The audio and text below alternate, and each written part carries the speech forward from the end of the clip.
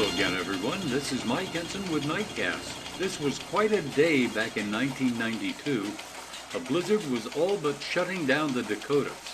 Winds were blowing sideways, interstates were closed, and radio and TV stations were warning people about life-threatening wind chills.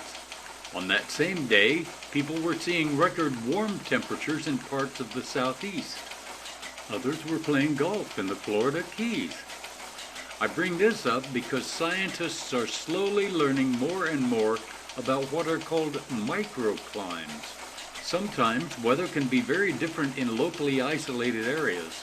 As an example, take the Napa and Sonoma valleys in California, wine country.